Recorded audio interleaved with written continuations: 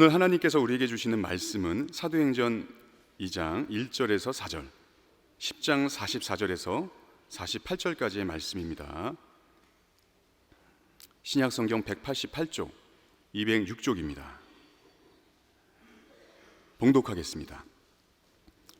오순절 날이 이미 이름에 그들이 다 같이 한 곳에 모였더니 호련히 하늘로부터 급하고 강한 바람 소리가 있어 그들이 앉은 온 집에 가득하며 마치 불의 혀처럼 갈라지는 것들이 그들에게 보여 각 사람 위에 하나씩 임하여 있더니 그들이 다 성령의 충만함을 받고 성령이 말하게 하심을 따라 다른 언어들로 말하기를 시작하니라. 베드로가 이 말을 할 때 성령이 말씀 듣는 모든 사람에게 내려오시니 베드로와 함께 온 할례 받은 신자들이 이방인들에게도 성령 부어 주심으로 말미암아 놀라니 이는 방언을 말하며 하나님 높임을 들음이로라. 이에 베드로가 이르되 이 사람들이 우리와 같이 성령을 받았으니 누가 능히 물로 세례 베품을 금하리요 하고 명하여 예수 그리스도의 이름으로 세례를 베풀라 하니라. 그들이 베드로에게 며칠 더 머물기를 청하니라. 아멘. 우리 찬양대 찬양을 통해서 많은 은혜 받으신 줄로 믿습니다. 찬양 끝날 때 제가 마음속으로 박수를 한번 해야 되겠다 생각했는데 몇 분만 박수하시는 것 같아요. 우리가 찬양대를 수고했지만 하나님께 영광의 박수 올리겠습니다.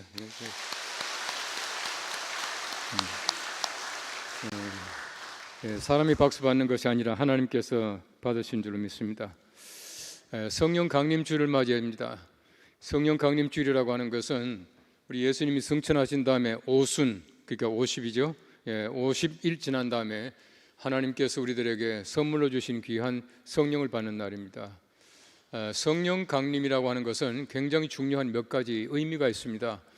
첫째는 뭐냐 하면 예수님께서 내가 가서 너희를 위하여 보혜사 성령을 주겠다라고 말씀하셨어요. 예수님께서는 가시지만은 보혜사 성령께서 너희들에게 임할 것이다 라고 했는데 성령 강림으로 말미암아 예수님의 그 말씀이, 예수님의 예언이 성취되었다라고 하는 뜻입니다. 또 한 가지 중요한 의미가 있습니다. 그것은 뭐냐 하면은 우리가 흔히 그 성부, 성자, 성령 삼위 하나님의 역사를 얘기할 때에 성부의 시대, 성자의 시대, 성령의 시대라고 말하고 있는데 우리 성부 시대는 성령과 성자께서 멀리 놀러 가신 것이 아니고 함께 있지만은 우리 신학적으로 구분할 때는 성부 시대, 성자 시대, 성령 시대라고 말하고 있습니다.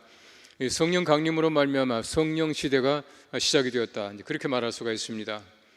또 한 가지 우리가 생각해 볼 점은 이 성령 강림으로 말미암아 초대 교회, 이 땅에 교회가 설립되게 되고 참으로 구원받는 자가 많아졌다라고 하는 바로 성장의 요인이 되었다라고 하는 것을 알 수가 있는 것입니다. 우리 성령 강림을 성경 말씀에서 보시면은 굉장히 중요한 의미가 있습니다. 1장 말씀해 보시면은 성령 강림 이전에 어떤 사건이 벌어졌나, 어떤 일이 일어났던가 하는 것을 말씀하고 있는데 먼저 우리 성령 강림하기 전에 필요했던 것이 무엇이냐 하면은 제자들이 예수님께 질문하고 예수님의 답을 얻는 시간입니다. 제자들이 말하기를 주께서 이스라엘 나라를 회복하심이 이때입니까? 라고 하는 질문을 해요. 이 질문은요 참 어리석은 질문입니다. 왜 그러냐 하면은 예수님께 그들이 묻기를, 우리 성경 말씀에는 자세하게 나와 있지 않지만은 우리 원래 헬라어 신약 성경 말씀에 보시면은 이런 뜻입니다. 주께서 하나님의 나라를 이스라엘 땅에 회복되심이 이때입니까? 라고 그런 뜻입니다. 그들이 생각할 때는 하나님의 나라가 이 땅에 임해야 되는데 임한다면은 이스라엘 땅 외에는 하나님의 나라가 임할 자격이 없다고 생각했었어요. 그래서 아직도 그들이 예수님 승천하실 다음에 그 때가 다 되었지만은 그들 마음속에 가지고 있는 흔히 말하고 있는 유대주의를 버리지 못하고 있는 거예요. 굉장히 편협한 유대주의를 가지고 있었는데 예수님께서는 말씀하시기를 때와 기한은 아버지께 있으니 너희가 알 바 아니다. 그리고 성령이 너희에게 임하시면, 성령 얘기를 하세요. 너희가 성령을 받고 예루살렘과 온 유대와 사마리아와 땅끝까지 이르러 내 증인이 될 것이다. 그렇게 말씀을 하셔요. 예수님의 답이 뭐냐 하면 성령입니다. 성령께서 오실 터인데 성령께서 강림하시게 되면 너희가 온 땅에 나가서 증인이 될 것이다. 온 사방에 나가서 증인되는 그것이야말로 하나님의 나라가 이 땅에 임하는 방법이다 라고 하는 사실을 얘기해 주셔요. 그래서 예수님께서 말씀하신 것은 굉장히 중요한 우리 복음의 전파를 얘기하고 있습니다. 제자들은 말하기를 이스라엘 땅에 회복하심이 이때입니까? 라고 말했지만은 예수님께서는 예루살렘과 온 유대와 사마리아와 땅끝까지 내 증인이 될 것이다, 그렇게 넓혀주셔요. 어쨌든 우리가 성령 강림이라고 하는 것은 교회의 시작이고 우리에겐 굉장히 중요한 일인데, 만일에 우리가 성령 강림이 없이는 아무것도 할 수 없다는 겁니다. 성령 강림으로 말미암아 우리 한 사람 한 사람이 증인되는 귀한 삶을 살 수 있다라고 하는 것을 꼭 믿으시기를 바랍니다. 그 다음에 또 한 가지 중요한 사건이 나타나요. 1장 그 뒷부분에 보시면은 마띠아라고 하는 사람을 뽑아서 12제자 속에 포함시키는 얘기가 나옵니다. 예수님께서는 12제자를 삼으셨는데 가룟 유다가 세상을 떠나버리고 말았어요. 배반자가 되고 또 죽어버리고 말았는데 11사람이 남아있을 때는 성령께서 강림 안 하셔요. 하나님께서 원하시는 것은 12사람입니다. 12이 굉장히 중요한 숫자거든요. 이름 잘 아시는 대로 3이라고 하는 것은 하늘의 숫자예요. 성부, 성자, 성령.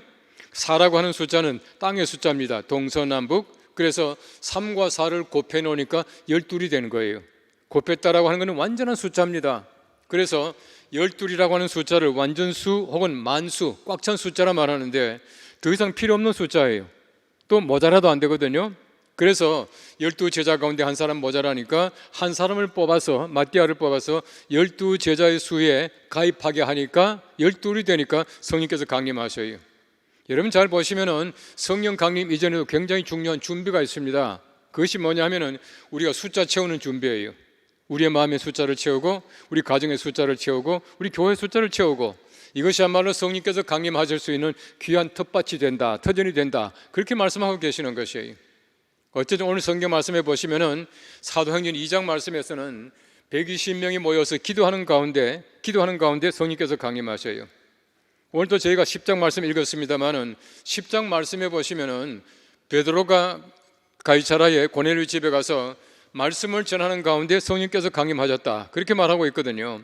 기도와 말씀이 성령 강림의 두 가지 방법이에요. 두 가지 채널입니다. 오늘 성경 말씀을 통해서 우리가 다시 한번 성령 강림은 기도와 말씀인 것을 깨닫고, 우리 기도와 말씀을 통해서 우리 모두가 성령 충만한 귀한 삶을 살아가는 귀한 성도들 되시기를 축복합니다. 우리 먼저 성경 말씀은 기도가 성령 강림의 길이다라고 말하고 있습니다. 오늘 성경 말씀에는 보시면은 12사람이 모여서 열심히 기도합니다. 기도하는 가운데 성령께서 강림하셨다, 그렇게 말하고 있거든요. 또 이게 재밌는 또 사건이 있습니다. 뭐라 그러냐면은 바람 같은 성령이 온 집안에 가득했고 불의 혀같이 갈라지는 성령께서 각 사람 위에 임하니라, 그렇게 말하고 있어요. 여러분, 성령 강림은 두 가지 방법이 있습니다. 온 집안에 가득한 바람 같은 성령이 있고요, 각 사람에게 임한 불의 혀같이 갈라지는 성령께서 따로 있어요. 학자들은 말하기를 온 집안에 가득한 바람 같은 성령은 성령의 보편적 역사, 그렇게 말합니다. 성령의 보편적 역사. 그리고 불의 혀같이 갈라지는 성령께서 각 사람에 임했다라고 하는 것은 성령의 개별적 역사, 특수성을 얘기하고 있다, 그렇게 말하고 있어요. 지금도 마찬가지입니다. 지금도 여러분 예배당 안에 성령께서 충만하게 임재하신 줄로 믿습니다. 그런데 보십시오, 남대문 교회가 아무리 성령 충만하다고 하더라도 내가 충만하지 못하면 뭐예요? 아무것도 아니잖아요. 헛것입니다. 그래서 불의 혀같이 갈라지는 성령께서 각 사람에 임하는 이것이 있어야 바람 같은 성령께서 예배당 안에 가득한 바로 이 성령과 만나게 되는 것이에요. 우리나라 보십시오. 얼마나 우리나라가 부자입니까? 지금 우리나라가 개인 소득이 한 3만 5천 불 가까이 됩니다만은 이 3만 5천 불 되는 나라가 많지는 않거든요. 우리가 얼마나 잘 살고 있습니까? 뭐 풍요하죠. 저는 볼 때는 우리나라가 너무 잘 사는 것 같아요. 이 너무라고 하는 말은 때때로 지나치다라고 할 만큼 잘 살고 있거든요. 호텔에 가보세요. 얼마나 그 비싼 말이지 음식을 그 바글바글 사람들이 많이 와서 먹는지 몰라요. 거기다 보십시오. 백화점 같은 데 가보시면요, 얼마나 의리의리한 그런 그 옷들이 많은지 모릅니다. 이렇게 잘 살고 있거든요. 우리나라가 얼마나 잘 삽니까? 우리나라가 잘 살면 뭘 합니까? 내가 돈 없으면요, 아무것도 안 해요. 중요한 것이 뭐냐 하면은 내가 부자라야 돼요. 내가 적어도 3만 5천 불 이상 돼야 됩니다. 그런데 우리 국가적으로 볼 때는 평균이 3만 5천 불인데 내가 2만 불밖에 안 된다? 가난한 거예요. 내가 그보다 못하다? 못 사는 겁니다. 바꾸고 말하면 우리가 모든 나라가 다 잘 사는 것이 중요하지만은 우리 한 사람 한 사람이 부자가 되는 것이 중요해요.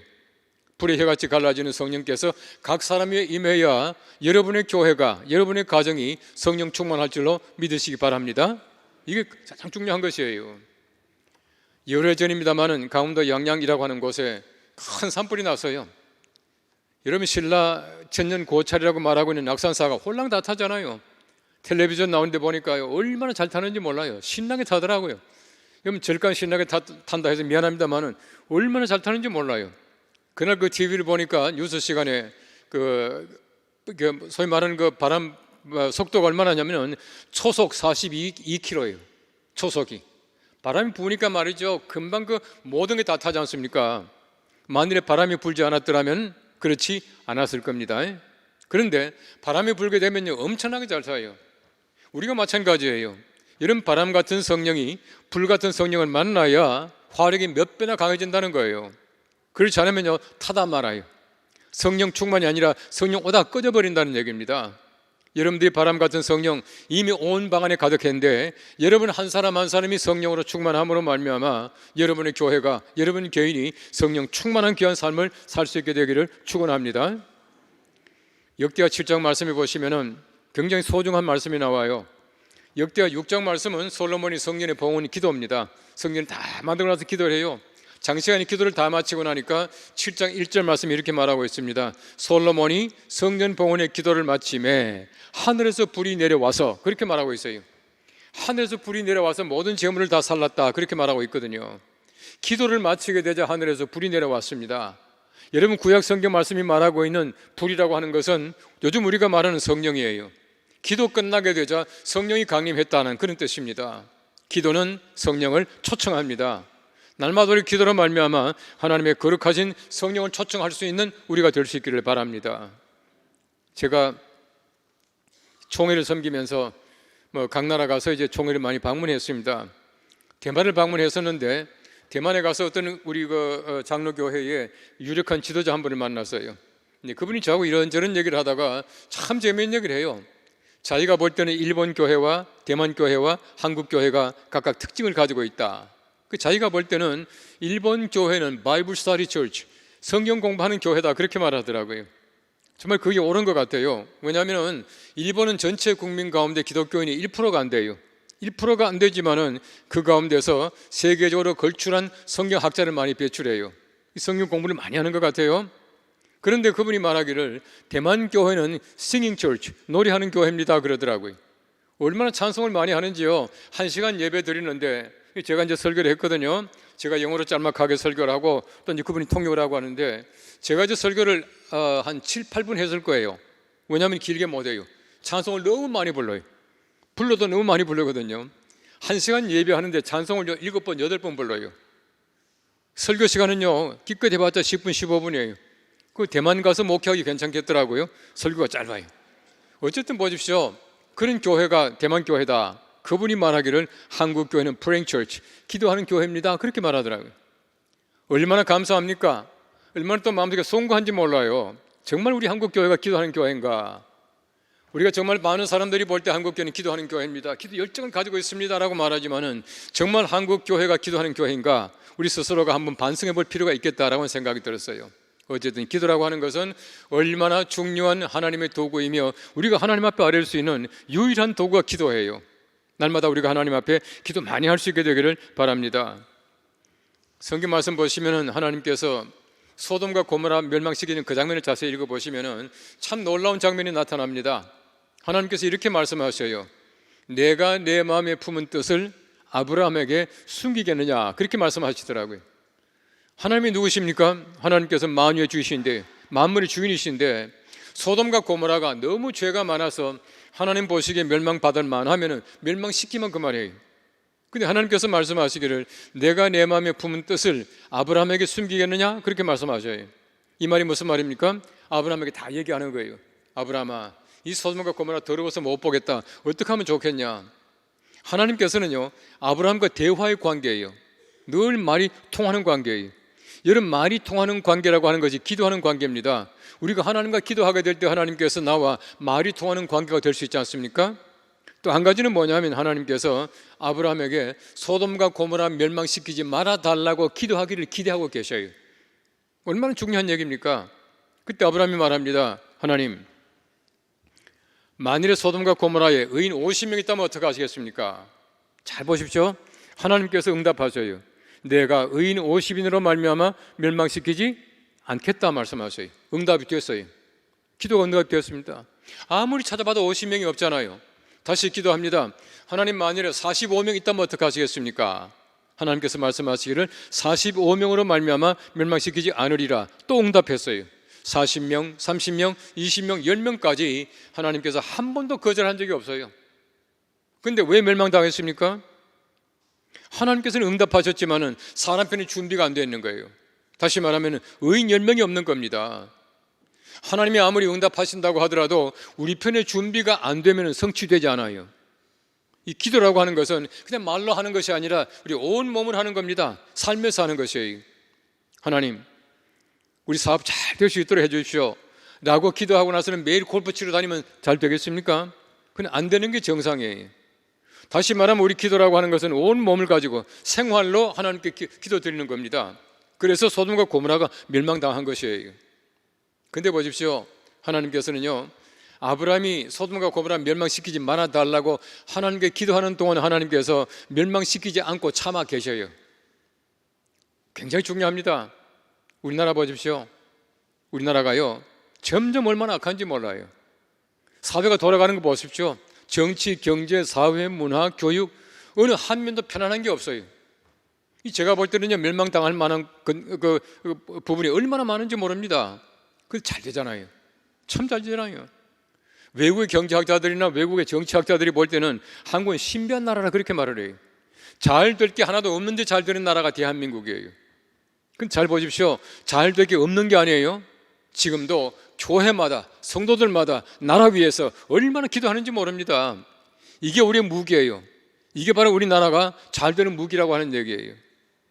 지금도요, 강남 금식기도원, 오살리 기도원 가보십시오. 통성 기도할 때마다 기도 제목 제1번이 뭔지 아세요? 우리 조국과 민족을 위하여. 항상 1번이에요. 제가 강사로 많이 갔잖아요. 여러분, 세상에 그렇게 기도하는 나라가 없습니다. 우리나라 보십시오. 여러분, 우리 기독교 외에 어떤 종교가 그렇게 기도하겠습니까? 그 기도로 말미암아 우리나라가 잘 되고 부강하고 앞으로도 동해물과 백두산이 마르고 닳도록 잘 될 줄로 믿습니다. 이게 우리의 힘이에요. 우리 예수님께서 산에 올라가셔서 변화하셨어요. 예수님이 산에 올라가신 이유가 뭡니까? 예수님께서 기도하시러 올라갔어요. 기도하시러 올라가셔서 기도하시는 가운데 예수님께서 변모하셨다, 그렇게 말하고 있거든요. 여러분, 그 순서를 잘 보셔야 돼요. 예수님의 순서는 기도 다음에 변화인데요, 우린 자꾸 변화하게 해달라고 기도해요. 이건 제가 볼 때 올바른 기도가 아니에요. 만일 우리가 변화할 것이 없으면 기도 안 하겠습니까? 그래도 기도해야 돼요. 우리가 열심히 기도하면 하나님께서 우리에게 필요한 변화를 주셔요. 못된 스승도 바꿔지게 되고요, 숨불이 잘라주시고요, 또 우리에게 필요한 은사를 주셔요. 어떤 분은 은사 달라고 막 매달리는데 열심히 기도하다 보면 하나님께서 은사 필요한 대로 주실 줄로 믿습니다. 이게 바로 올바른 방법이라고 하는 것이 기도입니다. 기도 외에 더 중요한 것이 없다라고 하는 사실을 꼭 기억할 수 있게 되기를 바랍니다. 기도는요, 참 중요하고요, 기도는 참 어려워요. 정말 어렵습니다. 오늘도 제가 1부, 2부 우리 장로님 그 기도 때마다 은혜를 많이 받습니다만은 기도는 정말 어렵거든요. 여러분, 예수님이 제자들 보세요. 제자들 보시면은 예수님 설교 어떻게 합니까? 가르쳐 주세요. 그러지 않았어요. 예수님 기적 어떻게 베풉니까? 우리 기적 베푸는 것 좀 가르쳐 주세요. 그러지 않았어요. 딱 한 가지를 가르쳐 달라고 말합니다. 그게 뭡니까? 우리에게 기도를 가르쳐 주소서. 예수님이 가르치신 기도가 주기도문이에요. 얼마나 중요합니까? 여러분, 세상에 가장 어려운 게 기도예요. 맥스 루케더라고 하는 유명한 저술가 또 목회자가 있습니다. 그분이 쓴 책들이 많이 있는데요, 저는 그분이 쓴 책은 그냥 내용 보지도 않고 그냥 나왔다면 그냥 사요. 참 좋아요. 그분이 그런 얘기를 하더라고요. 저하고 꼭 같은 얘기를 하고 있대요. 뭐라고 하냐면은, 나는 기도에 대한 설교를 1시간도 한다. 나는 기도에 대한 강의를 2시간도 한다. 그런데 기도 1시간 하는 것은 힘들다. 여러분, 다 이해가죠? 다 마찬가지입니다. 기도가요, 정말 어렵고 정말 중요한 것이에요. 여러분들이 기도를 잘 배워서 기도를 통하여 성령 강림, 성령 충만을 체험할 수 있게 되기를 바랍니다. 사울과 다윗이 다른 점이 있어요. 역대상 10장 말씀해 보시면 1절 말씀이 이렇게 말하고 있습니다. 사울이 죽은 것은 여호와께 범죄하였기 때문이라. 사울이 신접한 자에게 묻기를 청하고 여호와께 묻지 아니하므로 여호와께서 그를 죽이시고 그의 위를 이새의 아들 다윗에게 돌리셨더라. 그렇게 말하고 있어요. 이 말이 무슨 말입니까? 사울은 기도하지 않는 사람이었습니다. 그래서 망했습니다. 죽었습니다. 기도하지 아니하고 신접한 자에게, 무당이나 점쟁이에게 찾아가서 물어보고 하나님께 기도하지 않고 묻지 않았다는 겁니다. 이로 말미암아 하나님께서는 그를 죽이셔요. 얼마나 참 이게 무서운 하나님이십니까? 하나님께서는 그를 죽이시고 그 위를 다윗에게 돌리셨다. 그렇게 말하고 있거든요. 기도하지 않는 것이 바로 그렇게 큰 범죄다라고 하는 것을 말씀해 주고 있어요. 반면 여러분, 다윗을 보십시오. 역대상 14장 말씀해 보시면 다윗이 이렇게 말합니다. 여호와여, 내가 블레셋을 치러 올라가리이까? 그들을 내 손에 붙이시겠나이까? 여호와께서 가라사대 올라가라. 내가 그들을 내 손에 붙이리라. 여러분, 다윗이 전쟁하지 않습니까? 얼마나 전쟁을 많이 했습니까? 얼마나 많이 이겼습니까? 그 전쟁 이김으로 말미암아 나라가 얼마나 부강했습니까? 근데 가만히 보니까요, 다윗은 자기가 전쟁한 게 아니라 하나님이 다 하셨더라고. 또 묻습니다. 하나님, 어느 때 올라가리까? 새벽녘에 올라가라. 하나님, 어디로 올라가리까? 뽕나무 숲을 뒤로 가라. 보십시오. 모든 거 전부 다 물어봐요. 시시콜콜 전부 하나님께 물어보던 다윗은 성군이에요. 하나님이 얼마나 복을 주십니까? 하나님께 물어보지 않고 자기 마음대로 하고 신접한 자에게 묻기를 청하던 바로 사울은 죽임을 당했다는 얘기입니다. 하나님께서 기도하는 자에게 복을 주셔요. 성령 충만하게 할 뿐만 아니라 나라가 부강하게 하고 여러분 가정이 기도로 말미암아 부강할 줄로 믿습니다. 오늘 성경 말씀을 잘 보시면 10장 말씀에는 말씀이 성령 강림의 길이다라고 말하고 있습니다. 여러분, 그 가이사랴에 있던 고넬료라고 하는 사람이 있어요. 이 고넬료가 여러분 그 서양 사람들 이름에 보면은 코르넬리우스라고 하는 이름이 있죠. 코르넬리우스. 바로 그게 고넬료예요. 이 코르넬리우스라고 하는 이름의 애칭이 뭔지 아세요? 애칭이 닐, N-E-I-L, 닐 다이아몬드 아세요? 가수? 바로 그 닐이요, 코르넬리우스라고 하는 이름의 애칭이에요. 어쨌든 보십시오. 이 고넬료가 환상 가운데 하나님께서 베드로 청에 오라고 말씀하세요. 베드로가 환상 가운데 보니까 먹지 못하는 많은 짐승들을 하나님께서 먹으라 말씀하세요. 하나님 먹지 못합니다. 하나님께서 말씀하시기를 내가 깨끗하게 한 것을 더럽다고 하지 말아라. 그렇게 말하잖아요. 하나님께서 베드로를 가이사랴 이방 백부장에게 보내셔요. 가서 말씀을 전합니다. 말씀을 전하는 가운데 성령께서 강림하셨다. 그렇게 말하고 있거든요. 말씀이 성령 강림의 도구다라는 얘기예요. 학자들은 말합니다. 바로 10장 이 말씀을 가이사랴의 오순절이라고 하는 별명을 붙여놨어요. 가이사랴에서 오순절 성령 강림 같은 성령이 강림했다. 그렇게 말하고 있습니다. 여러분, 실제로 말씀이 얼마나 중요합니까? 하나님께서 창조하신 창조의 도구가 말씀이었죠. 하나님이 이르시되 여러분, 창세기 1장 말씀 보십시오. 여러분 자세히 보시면요, 창세기 1장에 하나님이 이르시되라고 하는 말이 10번 나와요. 10번. 하나님께서 말씀을 가지고 모든 걸 다 만드셔요. 여러분, 사람을 만드실 때 하나님께서는 흙으로 남자를 빚으시잖아요. 흙으로 만드셨다라고 말하는데요, 엄밀하게 따지면 말씀으로 만드셔요. 창세기 1장 26절 말씀 이렇게 말합니다. 하나님이 이르시되 나오죠. 가라사대 우리의 형상을 따라 우리가 사람을 만들고 그들을 바다의 물고기와 하늘의 새와 가축과 온 땅과 땅에 기는 모든 것을 다스리게 하자. 그렇게 말하고 있어요. 사실은 하나님께서 흙으로 빚기 전에 하나님이 이르시되 이미 말씀하셨다는 것이거든요. 말씀 없이 흙만 가지고 사람 만드는 게 아니에요. 하나님께서 말씀이 항상 우선입니다. 말씀, 보이지 않는 말씀이 보이는 모든 것들을 만드셨다는 얘기예요. 다시 말하면은 보이지 않는 말씀이야말로 모든 것의 근원이다라고 하는 것을 얘기하고 있습니다. 가장 중요한 것이 말씀이에요. 말씀으로 말미암아 보이는 모든 세계를 만드셨다. 그렇게 말하고 있는 것입니다. 그래서 하나님이 이르시되라고 하는 말이 그렇게 여러 번 반복되는 것이에요. 하나님 말씀 보십시오. 얼마나 중요합니까? 지금도 살아계신 하나님의 말씀이에요. 제가요 6월 2일까지 제가 설교해야 되는데 6월 2일 날 말씀을 더 열심히 하기 위해서 좀 남겨놓으려고 그래요. 말씀 보십시오. 얼마나 중요합니까? 하나님께서는 바로 그 말씀을 통해서 모든 것을 말씀하시고요, 태초에 말씀이 계시니라. 그 말씀이 육신이 되어 우리 속에 거하신 예수 그리스도가 되었다라고 말하고 있거든요. 바로 예수 그리스도가 우리의 말씀이에요. 우린 말씀을 통해서 성령을 받을 수 있고 말씀을 통해서 우리가 하나님의 거룩하신 영광을 찾아볼 수 있고 성령 강림을 체험할 수가 있게 되는 것이에요. 마르틴 루터가요 1517년도에 95개 조항을 비텐베르크 문에 붙이고는 종교개혁을 단행을 했습니다. 굉장히 중요한 때죠. 굉장히 중요합니다. 그러나 사실은 제가 볼 때는 참다운 종교개혁이라고 하는 것은 1517년이 아니거든요. 1521년이에요. 1521년도에 프롬스라고 하는 국회에 루터가 소환이 돼가 재판을 받아요. 거기서 파문을 당합니다. 이런 파문 당했다라고 하는 얘기는 죽음이나 마찬가지예요. 아무것도 할 수가 없어요. 요즘 우리식으로 말하면 공민권이 박탈되는 겁니다. 우리 주민등록증이 없어요. 어디 가도 아무것도 못해요. 물건을 사지 못합니다. 우리 집에 도둑이 들어와도 경찰이 지켜주지 않아요. 이게 파문입니다.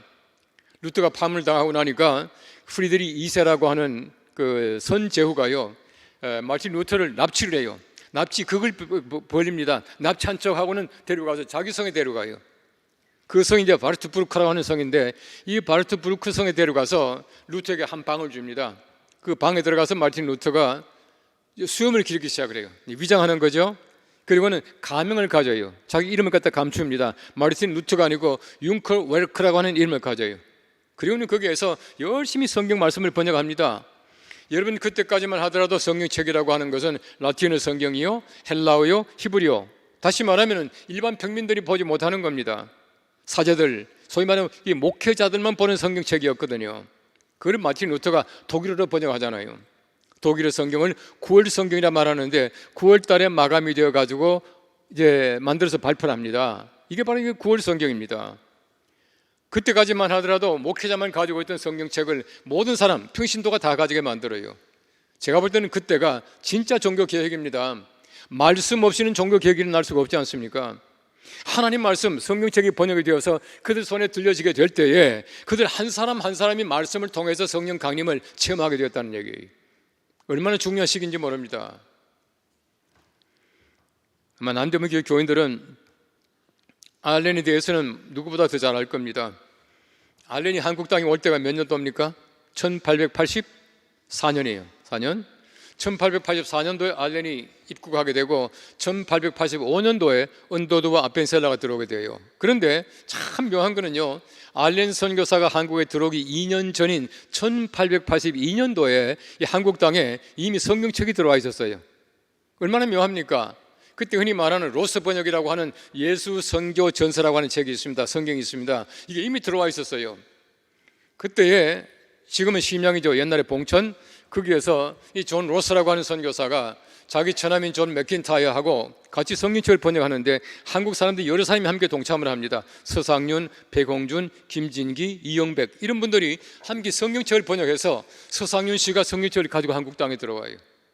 우리나라는요, 선교사 들어오기 전에 이미 성경책이 들어와 있던 나라가 우리 대한민국, 한국 땅에 얼마나 참 훌륭합니까?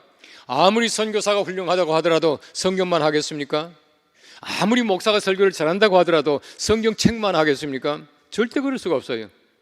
우리가 하나님의 말씀인 성경책이 먼저 우리 땅에 들어와 있다는 그 사실 자체가 얼마나 큰 하나님의 섭리의 축복인지 모릅니다. 바로 그 일로 말미암아 한국교회 보십시오. 얼마나 성경 공부 열심히 하는지 몰라요. 한국교회만큼 성경 공부 열심히 하고요, 성경 암송하고요, 성경 필사하고 이런 나라가 없어요. 이런 나라가 없습니다. 정말 여러분들은 복받은 거예요. 우리가 하나님의 거룩하신 말씀을 통해서 얼마나 중요한 하나님의 섭리를 깨닫고 우리가 날마다 성령 충만을 경험하고 있는지 모릅니다. 하나님의 은혜예요. 정말 은혜입니다. 2차 세계대전이 한참일 때에 노르웨이의 어느 루터교 목사님이 이 성경책을 가지고 이제 전달을 다니다가 이제 경찰에게 이제 걸렸어요. 걸려가지고 이제 신문을 받게 됩니다. 책상 위에 딱 앉았는데, 이 경찰이 마저 권총을 꺼내더만 책상 위에다 딱 올려놓는 거예요. 그러니까 목사님이 깜짝 놀래가 이게 뭡니까? 그렇게 말하니까, 목사님, 지금 목사님이 하는 일이 얼마나 위중한지를 깨닫게 하기 위해서 내가 이 무기를 내놨습니다. 그렇게 말하는 거예요. 그러니까 이제 그 목사님이 얼른 가방을 열더만 성경책을 꺼내가지고 권총 옆에 딱 놓더래요. 그러니까 이제 경찰이 묻는 겁니다. 목사님, 뭐 하는 짓입니까? 그렇게 말하니까 목사님이 당신이 무기를 꺼내기는 나도 무기를 꺼냈습니다. 그렇게 말하더라는 거예요. 성경책은요, 우리에게 성령 감동을 줄 뿐만 아니라 이 성경이라고 하는 것은 우리에게요 위대한 무기입니다. 강력한 무기예요. 힘 있는 무기입니다. 우린 바로 그 무기를 통해서 힘을 얻고 살아가는 것이에요. 이 성경 말씀이 없다면 우리가 어떻게 살아가겠습니까? 어디에 근거를 두고 우리가 세상을 살아가겠습니까? 얼마나 큰 힘이 성경책인지 몰라요.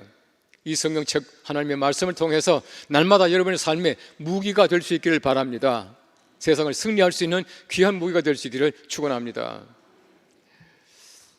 어떤 책을 보니까 참 재미있는 얘기가 있습니다. 여러분 이 말씀은 꼭 기억하시기를 제가 바랍니다. 기도하지 않고 말씀만 보게 되면 이성주의에 빠진다. 말씀 보지 않고 기도만 하게 되면 신비주의에 빠진다. 우리 기도와 말씀이라고 하는 것은 둘 다가 굉장히 중요한데요, 우리가 신비와 이성은 하나님의 은혜예요. 하나님의 은혜입니다. 우리 인간에게만 주신 하나님의 은혜예요. 그런데 신비주의에 빠지고 이성주의에 빠지면 기독교가 아니에요. 이름 주의라고 하는 말이 있죠. 이즘. 주의라는 그 자체가 휴머니즘입니다. 인본주의예요. 우리는 하나님의 거룩하신 말씀과 기도를 통해서 성령 강림을 체험하고, 기도하면서 말씀 보고, 말씀 보면서 기도함으로 말미암아 날마다 여러분의 모든 삶이 성령 충만한 삶, 여러분의 교회가 성령 강림을 체험할 수 있는 귀한 교회가 되시기를 축복합니다. 기도하겠습니다.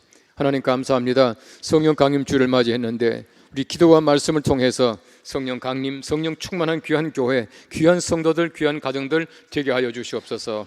예수님의 이름으로 감사하고 기도합나이다. 아멘.